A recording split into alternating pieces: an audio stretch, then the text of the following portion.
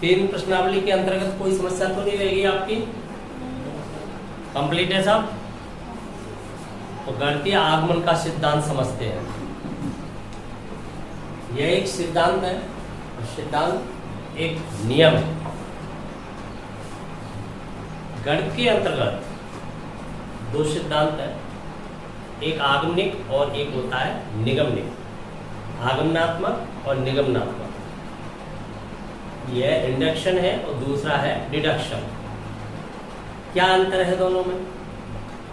आगमनिक सिद्धांत के अंतर्गत गणना के आधार पर निर्णय लिया जाता है, अर्थात यह गणना आधारित सिद्धांत है, जबकि निगमनात्मक सिद्धांत विवेचनात्मक सिद्धांत है, अर्थात वहां पर निर्णय केवल विचार शक्ति के आधार पर लिया जाता है।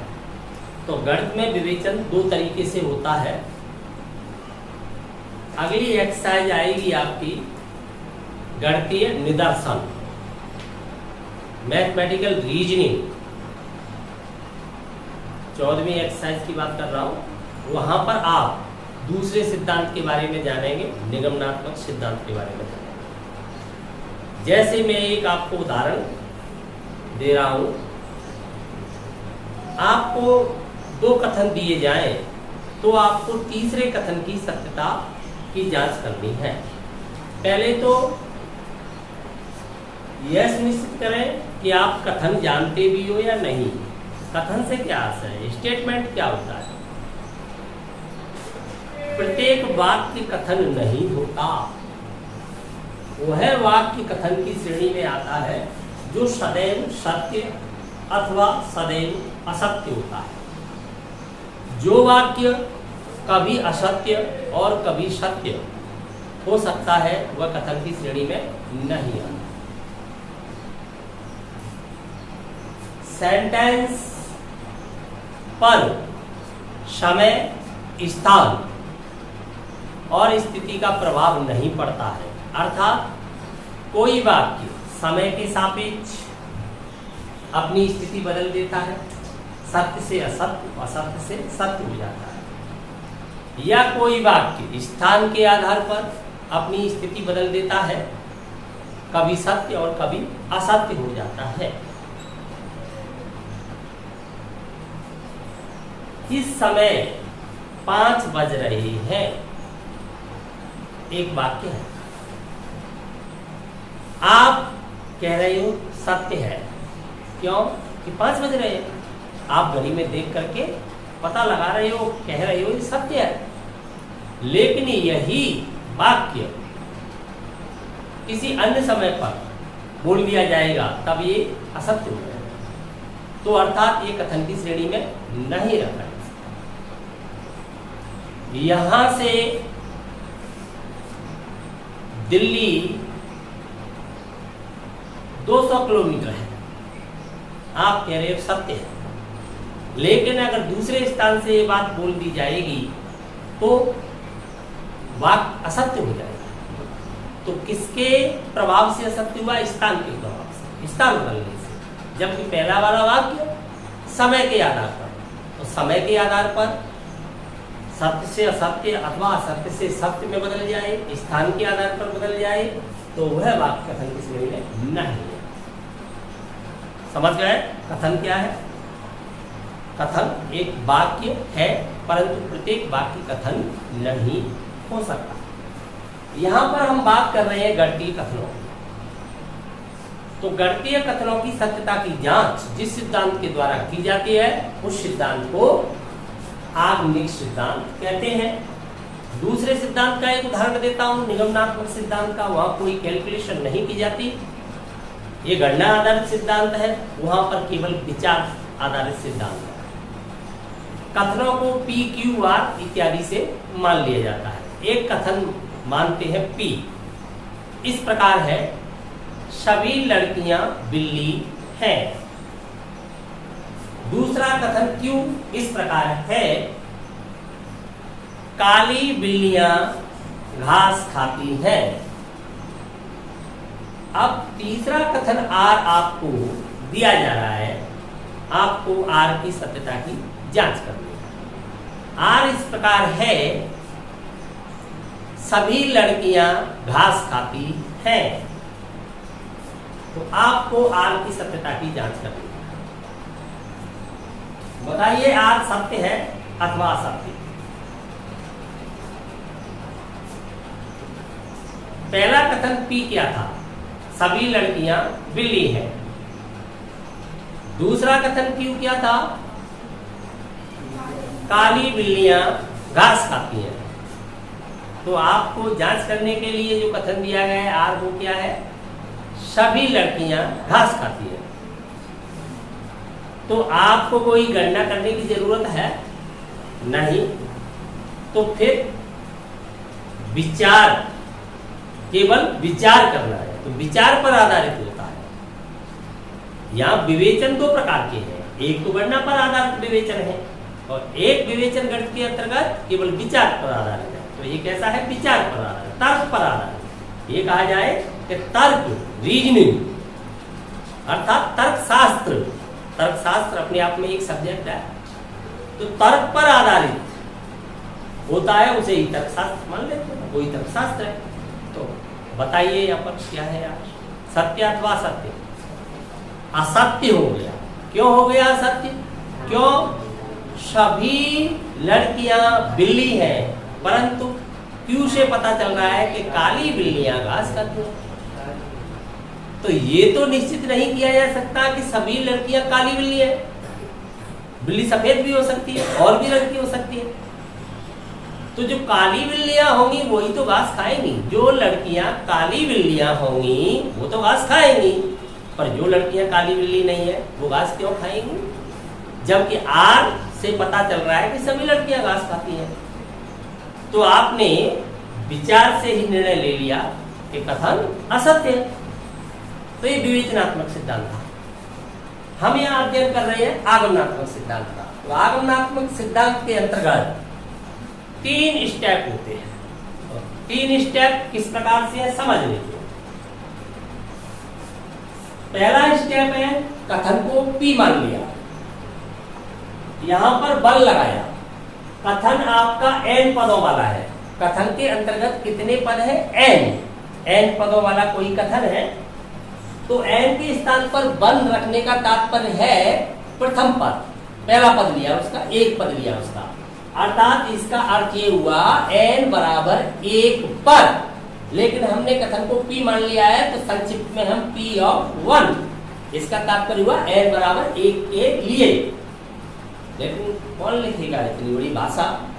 जब हम गणित पढ़ रहे होते हैं तो अधिक से अधिक हम सिंबल्स का प्रयोग करते हैं, प्रतीकों का प्रयोग करते हैं, संक्षिप्त रूप लिखते हैं।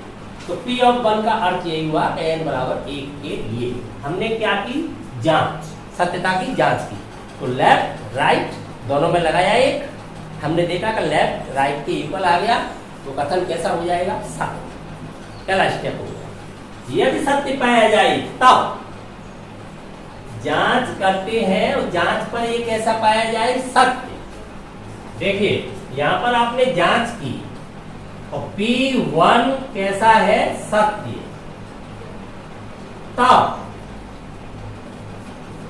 तब इसके बाद स्टेप सेकंड में क्या करते हैं?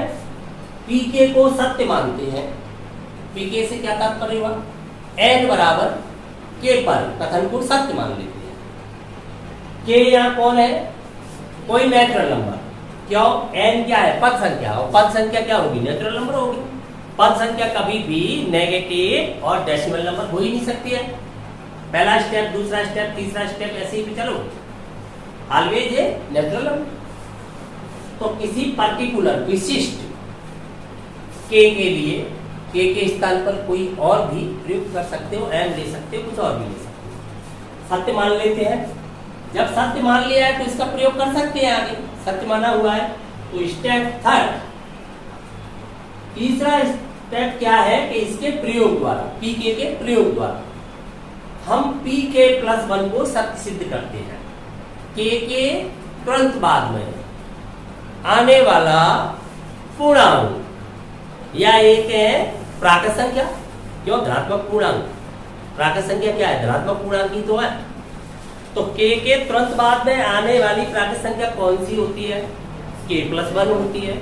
तो अर्थात k के तुरंत बाद में आने वाले पद के लिए pk+1 को सत्य सिद्ध करते हैं। जब pk+1 सत्य सिद्ध हो जाता है, उपर्युक्त तीनों स्टेप क्या हो जाते हैं? पूरे हो जाते हैं। pk+1 भी सत्य है जब कभी pk सत्य है। क्यों? pk को सत्य माना है तभी तो pk+1 को सत्य सिद्ध किया है। अतः गणितीय आगमन सिद्धांत से दिया गया कथन प्रत्येक प्राकृत संख्या के लिए सत्य मान लिया जाता है। यही गणितीय आगमन सिद्धांत है। इसके लिए कोई आपको प्रमाण नहीं दिया जाता, सिद्धांत है। जिस प्रकार से अभी मैंने निगमनात्मक सिद्धांत का उदाहरण दिया तो उसके लिए आपको कोई प्रमाण नहीं दिया गया, दो कथन बोले गए। तीसरा आपने केवल विचार शक्ति से, तर्क आधारित था तो आपने उसका निर्णय ले लिया। यहाँ पर इसके 3 स्टेप है। इस सिद्धांत के द्वारा सीधा निर्णय ले लिया जाता है कि दिया गया कथन प्रत्येक प्राकृत संख्या के लिए सत्य है। समझ में आ गया पूरी तरह से? तो अब इसका प्रयोग करते हैं, ठीक है।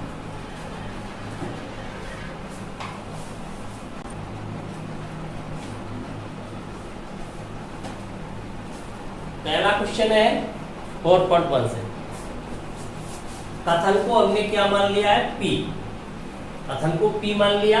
पदों की संख्या कितनी है? n। तो p of n such that इस प्रकार से है। किस प्रकार से है?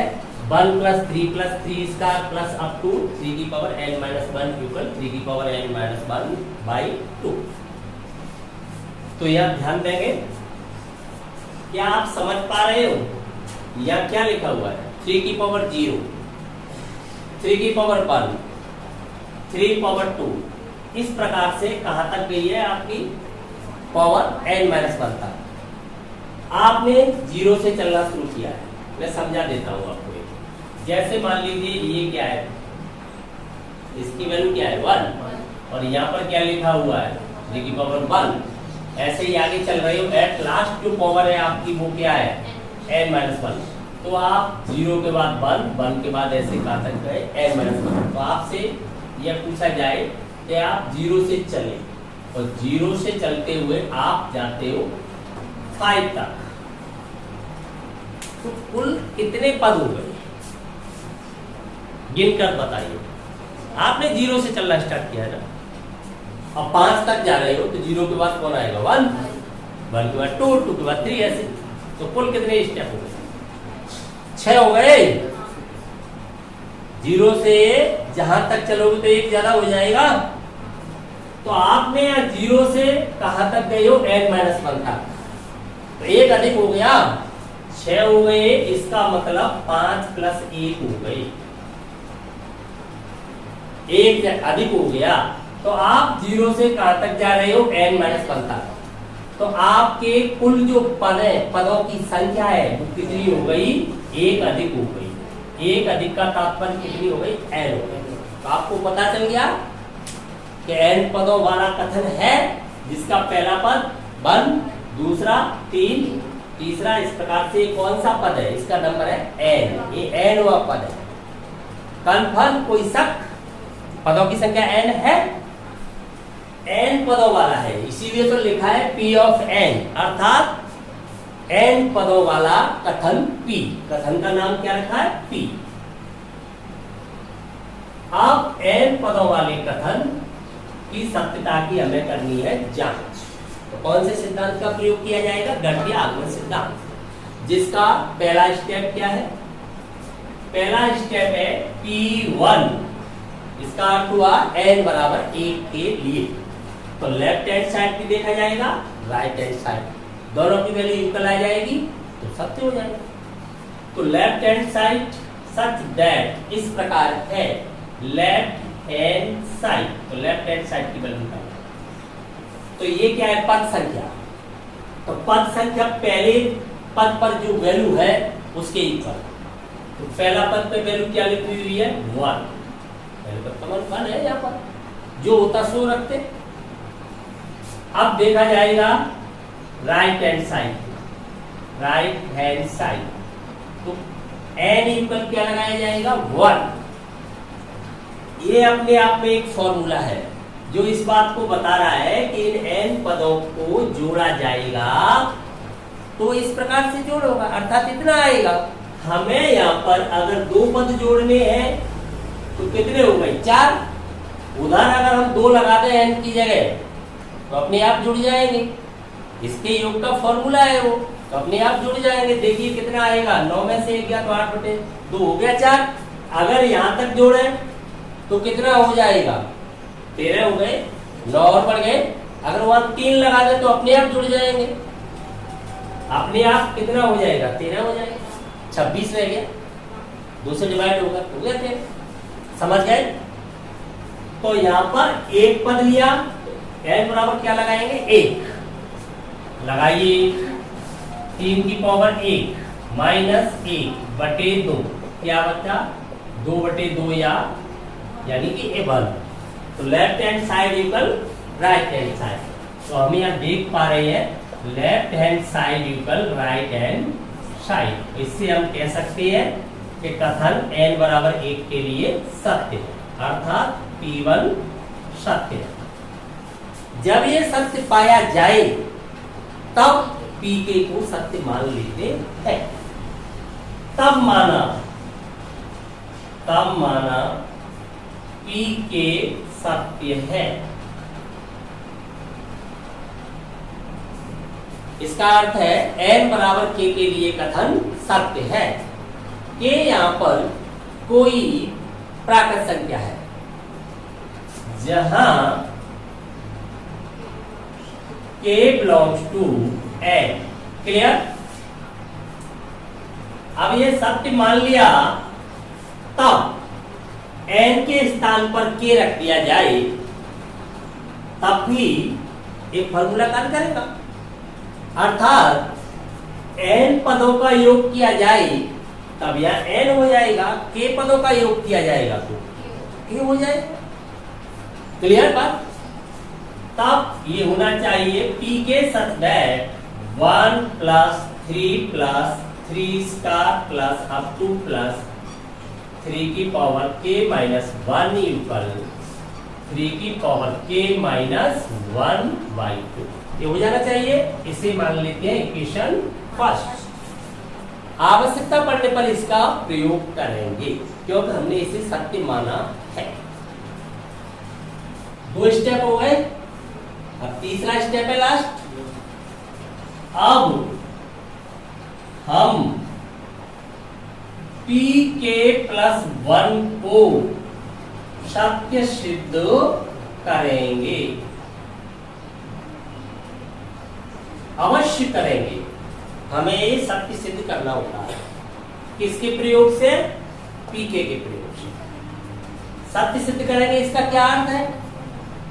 हम यहाँ k पदों का योग कर रहे हैं।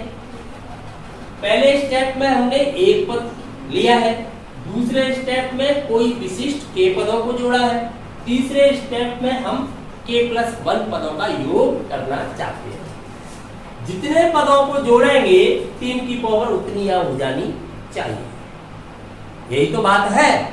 अर्थात हम क्या प्रूव करना चाहते हैं? यदि हम k plus 1 पदों का योग करें तो आना चाहिए 3 की पावर k plus 1 minus 1/2। यही तो लाना चाहते हैं। ठीक, तो देखो 1 से लेकर के k plus 1 पद तक जोड़े, तो P of k plus 1 अब सब्सटेंस क्यों लिखूंगा? वो तो तब लिखूंगा जब पूरा कथन लिखते हैं कि कथन इस प्रकार है। अब तो मैं सीधा युगल लिखूंगा, एक ही साइड लिए मुझे राइट हैंड साइड को लानी प्राप्त करना है। तो युगल, इसका अर्थ हुआ k plus 1 पदों का योग। तो योग के रूप में लिखूंगा पदों को। तो पहले पद का मान क्या है 1, दूसरे पद का मान क्या है 3, तीसरे पद का मान क्या है 3 का। इस प्रकार से ये कौन सा पद है केवा, ये कौन सा पद है आपका केवा। तो केवा पद का मान क्या है 3 की पावर k minus 1। लेकिन मुझे k पद तक नहीं, इससे एक आगे तक जाना है। तो आप बताइए 3 की पावर 1 1 के बाद क्या होती है 1 प्लस 1, ये भूल जाइए 2 होती है, गणित के अंतर्गत रहिए। 1 प्लस 1 होती है, एक पद के बाद जब दूसरा पद आता है तो प्लस 1 करके आएगा। तो k माइनस 1 के बाद क्या आना चाहिए 1, आगे वाला k माइनस 1 ये आना चाहिए, k माइनस 1 प्लस 1 क्या रह जाएगा, समझ में आई बात। तो अगला पद बढ़ेगा वो हो जाएगा 3 की पावर k। तो ये कौन सा पद है k प्लस 1वां पद, क्यों, पद संख्या से घात 1 कम रहती है। यहाँ पर पद संख्या है k तो घात 1 कम, पद संख्या है 3 तो घात 3 माइनस 1, पद संख्या है 2 तो घात 2 माइनस 1, पद संख्या है 1 तो घात हुई है 1 माइनस 1 यानी 3 को 0। क्लियर होगी बात, ठीक। आगे इसे प्राप्त करते हैं 1 से लेकर के कहां तक, केवें पद तक, पहले पद से लेकर के केवें पद तक का योगफल, ये योग के रूप में लिखा हुआ है, परंतु इतना योगफल आपके पास ऑलरेडी है। इक्वेशन फर्स्ट से आपके पास इतना योगफल है, यहां तक का योगफल है, तो उसी योगफल का सीधा प्रयोग कर सकते हो। फिर आपको एक ही पद तो जोड़ना पड़ेगा। बात समझ में नहीं है, समझा देता हूं। आपको 1 से लेकर के 5 तक प्राकृत संख्याओं का योग करना है। 1 से 4 तक का योग कितना होता है बताइए। 1 से अगर 4 तक जोड़ोगे तो कुल कितना हो जाएगा, है? 1 से 4 तक जोड़ लो, कितना हो गया, 10 हो गया, 10 हो गया। 1 से 5 तक जोड़ना है और 1 से 4 तक मैंने तुम्हें बता दिया कि 10 होता है, तो 1 से 5 तक जोड़ के बताइए कितना हुआ, बताइए। तो आपने मेरे योगफल का फायदा उठा लिया। आपने अगर समझदार हो तभी तो उठा लिया, नहीं तो फिर दोबारा तुम 1 से शुरू हो जाते। अगर तुम समझदार हो, बुद्धि का प्रयोग किया है, तो आपने जो मैंने योगफल बताया 1 से 4 तक उसका फायदा उठा लिया। तो उसी में एक पद और ऐड कर दिया। तो ठीक इसी प्रकार से आपको पता है कि यहां तक का योगफल तो आपके पास है। तो ये क्या है, पीके है, यही तो पीके है, के पदों का योगफल है। तो यहाँ पर यहां से यहां तक की वैल्यू क्या रख दी जाएगी, पीके रखो या डायरेक्ट वैल्यू रखो, आपकी जैसी इच्छा। ये हो गई, प्लस क्या बचा 3 की पावर के, कहां से वैल्यू रखी है, फ्रॉम इक्वेशन फर्स्ट, समीकरण 1 से। कन्फर्म, कोई शक? अब इसे आगे सॉल्व करो तो देखिए एलसीएम क्या आएगा 2 आपने यहां पर लघुत्तम ले लिया, तब यहां पर क्या रह जाएगा 3 की पावर के माइनस 1 प्लस इसके नीचे क्या मानोगे 1 से 2 की अगर रहेगा मल्टीप्लाई, तो यहां पर 2 या तो ब्रैकेट ले या डॉट लगाए, नहीं तो आपको 23 की पावर के नजर आएगा, सीधा लिख दोगे। समझ में आ गई बात? आगे सॉल्व करो 3 की पावर के, और यहां पर है 2 3 की पावर के, कितनी 3 की पावर के हो गई, इसमें डरने की क्या बात है भाई। 3 की पावर के है, जैसे कि x होती है आपके पास x और फिर होता 2x, तो कितने x करते हैं आप तो ऐसे मानिए कि x है कोई, और यहाँ पर भी कोई x है। सजातीय ही तो इकट्ठे किए जा सकते हैं, सजातियों को जोड़ा जा सकता है, विजातियों को कभी नहीं जोड़ा जा सकता। तो 3 की पावर के एक संख्या के रूप में देखिए, 3 की पावर के यहाँ पर है 2, यहाँ पर है 1, तो जोड़ के हो जाएंगे 3, तो ये हो जाएगा आपका 3। लिखना तो ऐसे ही पड़ेगा, नहीं तो डॉट लगाना पड़ेगा, नहीं तो आप 33 की पावर की समझोगे। -1 डिवाइड बाई 2, घातांक में आते हैं तो यहाँ आधार कौन है 3, यहाँ पर घात क्या है 1, तो यहाँ पर घात है k, तो फिर क्या हो जाएगा मल्टीप्लाई करेंगे तो एक ही आधार पे घातों का क्या हो जाएगा योग, जानते हो। तो फिर 3 की घात कितनी हो गई यहाँ पर k प्लस वन एक ही आधार पर घातों का योग हो जाता है जब गुणा में आते हैं। -1 ये अलग पद है अपॉन 2। अब आप देखिए जब आप pk है तब यहाँ k हो गया है, कथन में n है तब यहाँ n हो गया है। आपने कथन के अंतर्गत कितने पदों को जोड़ा है? k plus one. सिस्टम वही रहा, तो इसका मतलब ये सत्य है। तो फिर इसके बाद हम लिख देते हैं सीधा एनालाइज pk प्लस वन भी सत्य है। क्या अर्थ है इसका? कथन k प्लस वन के लिए भी सत्य है। कब सत्य है? जब कभी pk सत्य है। भाई ये तभी तो सत्य है जब pk सत्य माना है। pk सत्य नहीं मानते तो इसकी सत्यता का प्रमाण कौन देता? तो pk प्लस वन भी सत्य है जब कभी pk सत्य है। अतः गणितीय आगमन सिद्धांत से, यही गणितीय आगमन सिद्धांत है, तीनों स्टेप जब पूर्ण हो जाते हैं तो सीधा लिख दिया जाता है, सत्य मान लिया जाता है सबके लिए। अतः गणितीय आगमन सिद्धांत से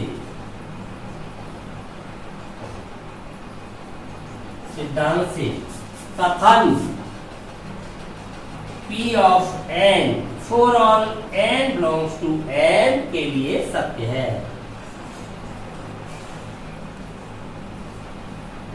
सीधा गणितीय आगमन सिद्धांत से निर्णय ले लिया गया। यही तो गणितीय आगमन सिद्धांत है। जब ये तीनों स्टेप पूरे हो जाए तो सीधा निर्णय ले लिया जाता है। अतः गणितीय आगमन सिद्धांत से कथन जो P माना हुआ है n पदों वाला वो प्रत्येक प्राकृत संख्या के लिए सत्य। क्लियर? समझ में आ गया? भाई कोई डाउट तो नहीं है? ठीक।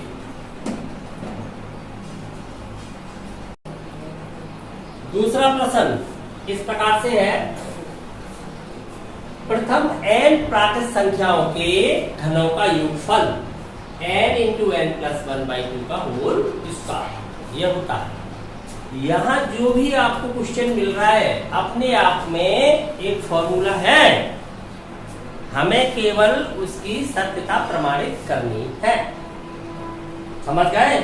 तो ये अपने आप में एक फॉर्मूला है। प्रथम n प्राकृत संख्याओं के घनों का योगफल यही होता है। आप यहाँ पर n युगल जितना लगाओगे वहां तक का घन ऑटोमेटिक जुड़ जाएगा। तो गणितीय आगमन सिद्धांत क्या है? एक भी स्टेप नहीं बदलेगा। पूरी आपकी जो भाषा लिखी है एज इट इज वैसी की वैसी लिखी रहेगी, केवल कैलकुलेशन बदलेगी। जो भी अभी भाषा लिखाई थी P1, PK, K belongs to n, अब हम PK प्लस वन को सिद्ध करेंगे।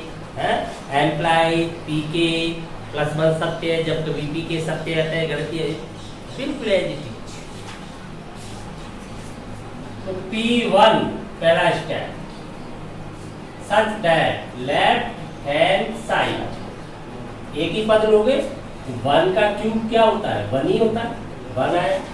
एंड राइट हैंड साइड, अब राइट हैंड साइड देखो, तो राइट हैंड साइड में वन लगाओ तो लगाओ one, one one plus one by two, इसका क्या है? Whole square.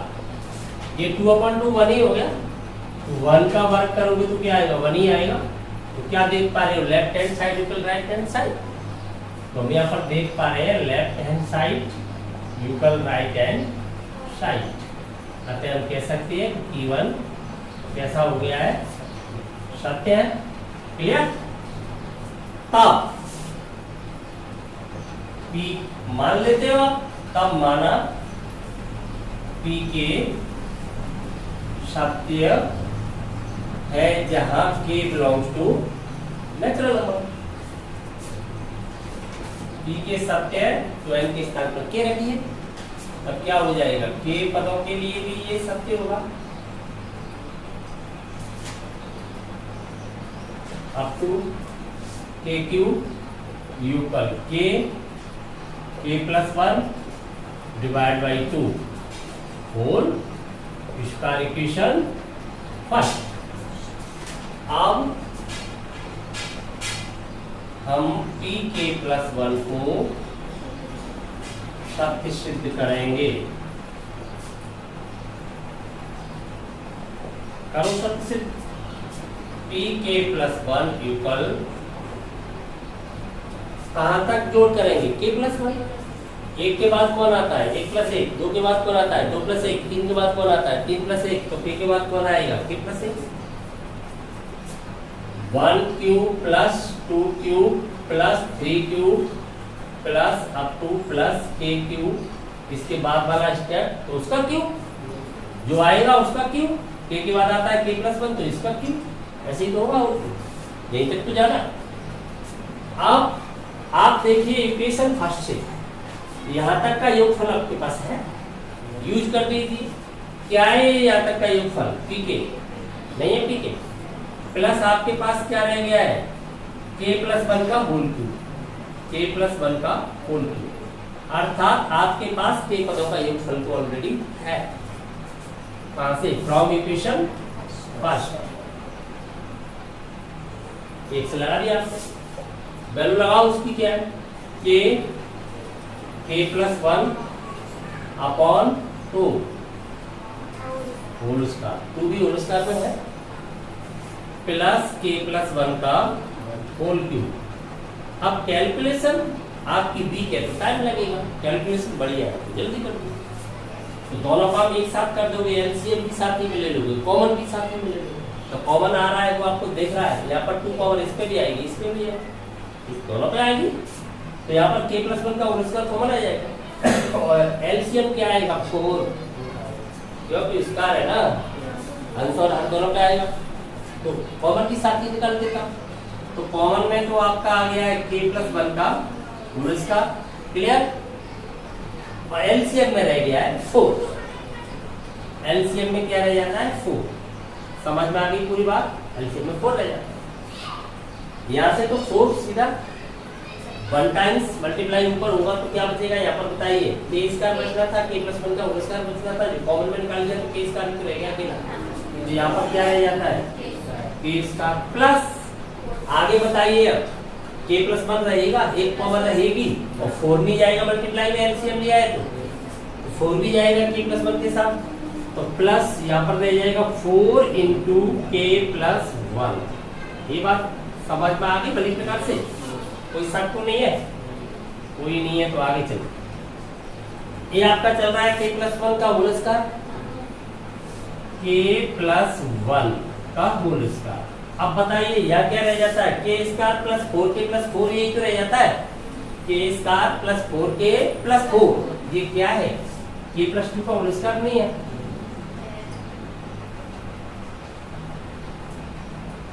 के प्लस वन का होल स्क्वायर ये क्या रह गया है ऊपर? के प्लस 2 का होल स्क्वायर नहीं है।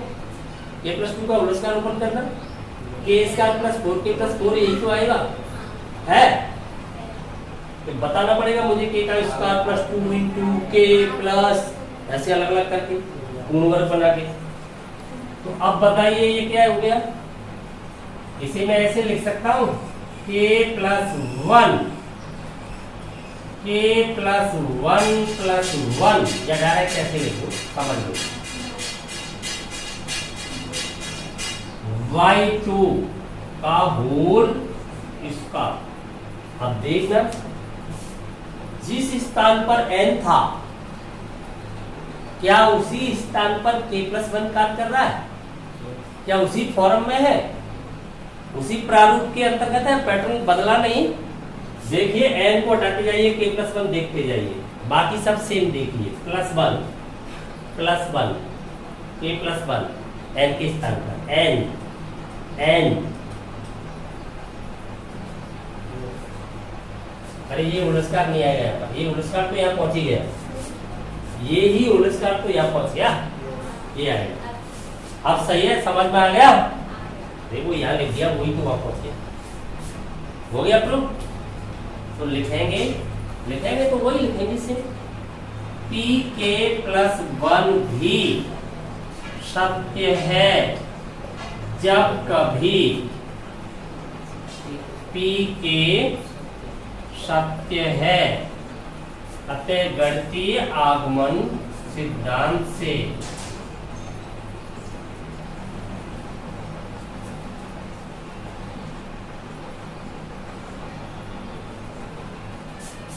कथन Pn for all n belongs to n पर सत्य है। क्लियर? समझ में आ गया? तो यहाँ ध्यान देने वाली बात यही है कि ये लैंग्वेज नहीं बदलने वाली, क्योंकि तो सिद्धांत है, स्टेप तो वही रहेंगे। जैसे जैसे अलग अलग प्रकार के कथन आएंगे कैलकुलेशन बदलती है। क्लियर हो गया? आज के लिए इतना ही। हाँ, तो ये क्वेश्चन समझ में आ गए होंगे, सिद्धांत जो मैंने समझाया वो भी समझ में आ गया होगा। ठीक है, तो अगले क्वेश्चनों का आनंद लेने के लिए जुड़े रहिए महत्वपूर्ण पॉइंट के साथ।